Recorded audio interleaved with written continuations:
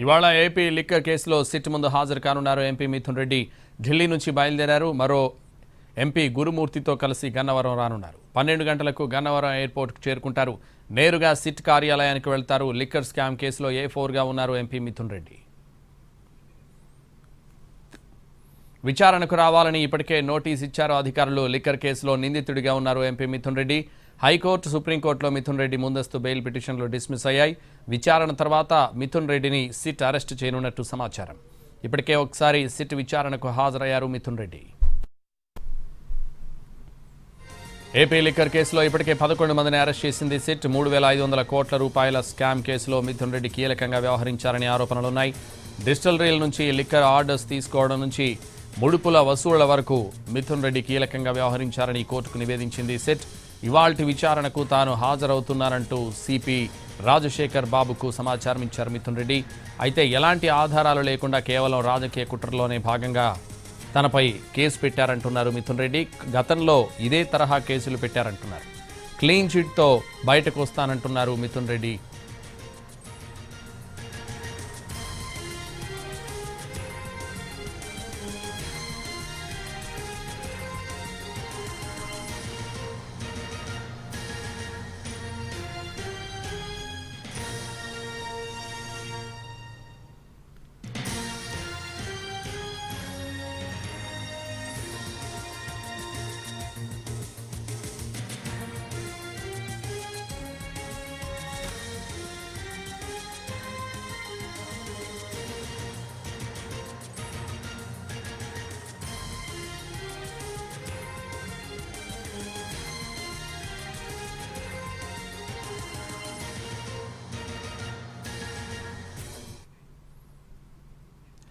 ఇవాళ AP liquor కేసులో SIT ముందు హాజరు కానున్నారు ఎంపీ మిథున్ రెడ్డి. ఢిల్లీ నుంచి బయలుదేరారు. మరో ఎంపీ గురుమూర్తితో కలిసి గన్నవరం రానున్నారు. ఇదే విషయానికి సంబంధించి మరింత సమాచారం మా ప్రతినిధులు సిట్ కార్యాలయం నుంచి శ్రీకాంత్, అలాగే ఎయిర్పోర్ట్ నుంచి సురేష్, హైకోర్టు దగ్గర నుంచి మరింత సమాచారం అందించడానికి మా ప్రతినిధి వినయ్ ఉన్నారు. ముందుగా వినయ్,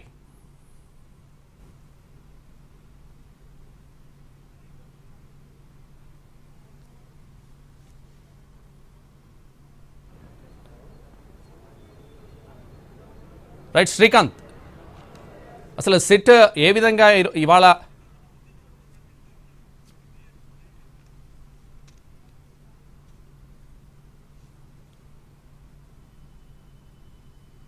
లిక్కర్ స్కామ్లో కీలక డెవలప్మెంట్ చోటు చేసుకున్నాయి. ఈ కేసులో A4గా ఉన్న మిథున్ రెడ్డి అన్ని దారులు మూసుకుపోవడంతో ఈరోజు సిట్ ముందుకు విచారణకు హాజరు కాబోతున్నారు. ముఖ్యంగా ముందస్తు బెయిల్ ఇవ్వాలని ఏసీబీ కోర్టు నుంచి సుప్రీంకోర్టు వరకు కూడా ఆయన పిటిషన్ దాఖలు చేశారు. మొత్తం కోర్టుల్లో అతనికి ఫేవర్గా జడ్జిమెంట్ రాకపోవడంతో అన్ని దారులు మూసుకుపోవడంతో ఈరోజు సిట్ ముందుకు విచారణ హాజరు కాబోతా ఉన్నారు. ముఖ్యంగా ఇప్పటికే A4గా మిథున్ రెడ్డి ఉన్నారు. మిథున్ రెడ్డిని అదుపులోకి తీసుకుని పూర్తిగా విచారిస్తే అన్ని విషయాలు బయటకు వస్తాయని చెప్పి కూడా సిట్ భావిస్తా ఉంది. ఈ కేసుకు సంబంధించి పూర్తిగా అన్ని విధాలుగా అన్ని కోణాలుగా కూడా దర్యాప్తు ఆల్మోస్ట్ సిట్ పూర్తి చేసింది.